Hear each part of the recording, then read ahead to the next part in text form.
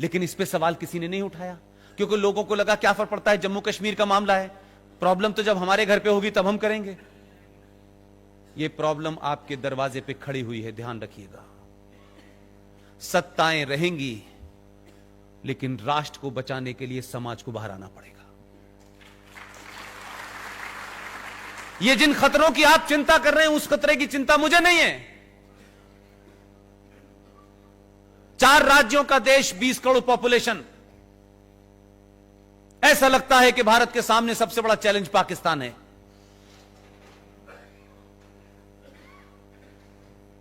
अभी कुछ दिन पहले मैंने कहा, एक देश है, उसमें 4 राज्य हैं, टोटल पॉपुलेशन 20 करोड़ है।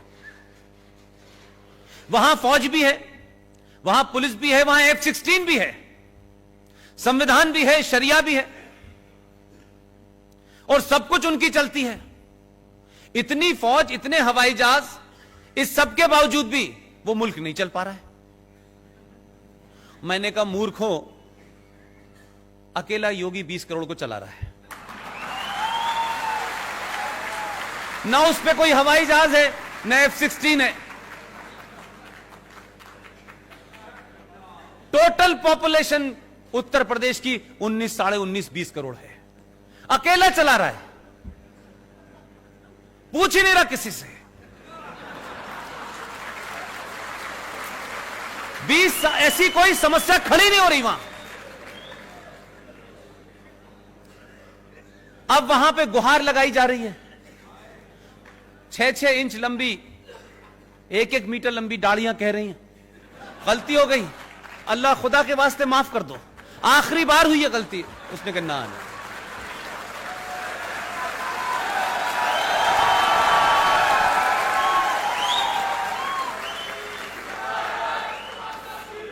इसलिए मैंने कहा कि धन्य है आप लोग, समय रहते अपनी गलती का एहसास कर लिया और सही लोगों को चुनाया आपने। मैं किसी सरकार का पक्षधर नहीं हूं, लेकिन जो सरकार, जो लोग इस राष्ट्र को बचाएंगे, उनके लिए कितना भी लड़ना पड़े लड़ूंगा।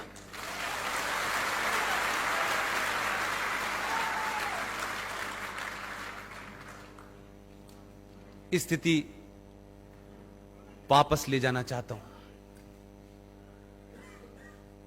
वो 70 साल से जम्मू कश्मीर की इस्लामिक हुकूमत से, जहां मुसलमानों की मेजॉरिटी थी, 90% कानून उस विधानसभा में एंटी हिंदू हुए।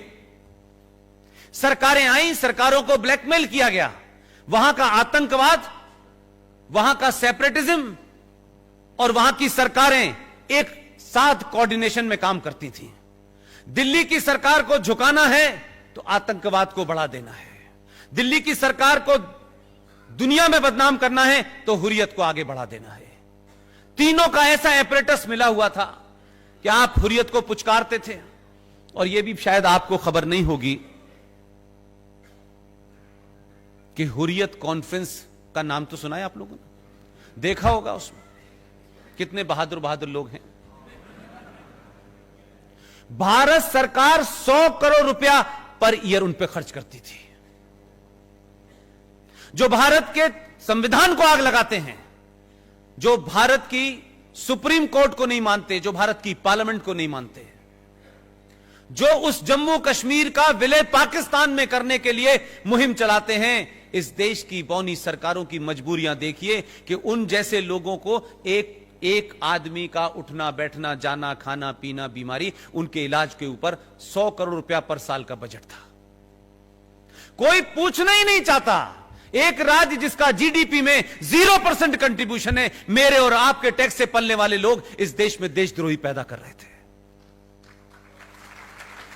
हमारी पुलिस, हमारा भाई फौज का सबसे ज्यादा अगर भारत में अपने ही इंटरनल आतंकवादियों से मारा गया है, उस राज्य का नाम है जम्मू कश्मीर। हर मां ने अपने बच्चे को भेजा कि वो वहां जाएगा, बॉर्डर पे लड़ेगा, पूरा तंदुरुस्त भेजा। लेकिन जम्मू कश्मीर के अंदर जिस इस्लामिक आतंकवाद को सरकारों ने पनपाया, सत्ता पे बैठने का रास्ता देखा, वो बच्चे जो साबुत घर से गए थे, वो वापस लौट के आए तो हिस्सों में नहीं थे। हरियाणा का कोई गांव ऐसा नहीं है जिस गांव का बच्चा जम्मू कश्मीर में इंटरनल जिहादी आतंकवादियों से न मारा गया हो, इस्लामिक आतंकवाद का शिकार न हुआ हो। वही राज्य कहता है कश्मीर को जमहूरियत चाहिए, इंसानियत चाहिए और कश्मीरियत चाहिए। यानी इस देश में बाकी 30 सूबों को इंसानियत नहीं चाहिए, सिर्फ इन्हें ही चाहिए। यह अल्लाह के फरिश्ते हैं। वहां 100 करोड़ से घटते घटते बजट ही समाप्त हो गया है। ये अंदरूनी तकलीफें हैं। लोग सड़क पे पत्थर इसलिए नहीं मान रहे कि हज करते वक्त पता चला कि शैतान को पत्थर मारा जाता है। हज की एक परंपरा है कि हज जब आप जाएंगे तो जब तक वो अराफात की पहाड़ी पे एक बड़ा सा पत्थर है उस पे उठा के कंकड़ नहीं मारेंगे, उसे शैतान माना जाता है। इसलिए पत्थर मारने की परंपरा यह है कि जिस पे ऊपर पत्थर मार रहे हैं ये इस्लामिक लोग, इसका मतलब है वो शैतान है। ये नई परंपरा नहीं है, ये वहां से आई है। जो आज देश को जलाने उतरे हैं, जो देश में आग लगाने उतरे हैं, उनका दर्द समझिए क्या है। आपने ऐसा डॉक्टर भेजा है बिना सर्जरी के इलाज कर रहा है।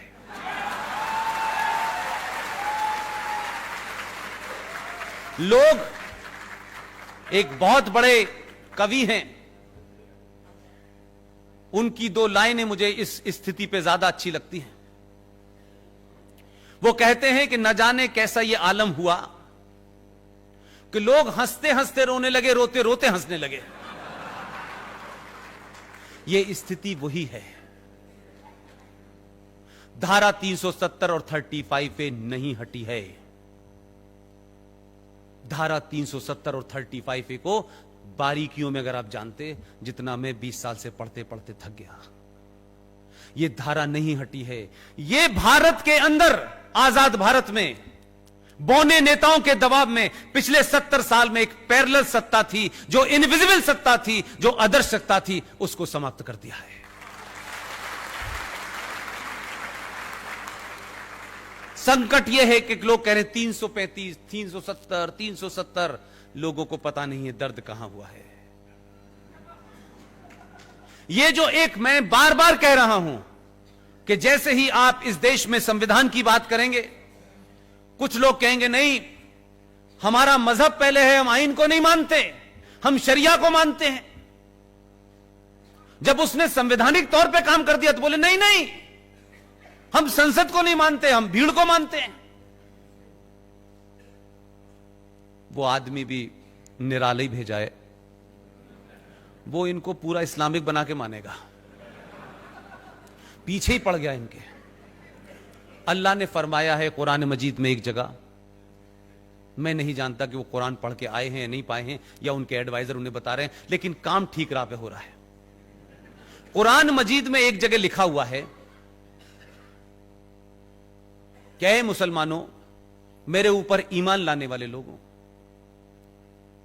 मैंने इस कायनात, इस सृष्टि के अंदर, इस ब्रह्मांड में सब कुछ तुम्हारे लिए रखा है। तुम्हारी जितनी भी जरूरतें हैं उसका मैंने इंतजाम किया हुआ है। मेरी एक ही शर्त है कि मैंने तुम्हें जिंदगी जीने के जो रास्ते बताए हैं उसी पे चलते रहना, और अगर तुम मेरे बताए रास्ते से उतरे तो मैं इस जमीन पे कुछ लोग भेजूंगा जो तुम्हें रास्ते पे ले आएंगे।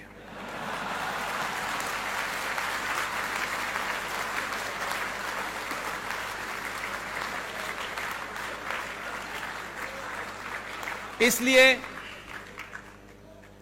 मैंने कहा पढ़ना बहुत जरूरी है। अभी तो एक ही ने पढ़ा है कई करोड़ों में से। अगर आप सबने पढ़ लिया तो ये फिर पत्थर अपने ऊपर मारेंगे। ध्यान रखिएगा, आपको लड़ने के लिए कुछ नया नहीं करना है, कुछ नया नहीं करना है। जो सरकार में बैठे हैं, जो सरकार को करना चाहिए था, वो सरकार पहली बार कर रही है। लेकिन मेरी शिकायत, मेरी तकलीफ, इस बात से मत खुश होइएगा, सरकार में हम हैं, बिल पास हो गया है, कानून बन गया है, कानून बहुत सारे बनते हैं इस देश में, लागू नहीं होते हैं।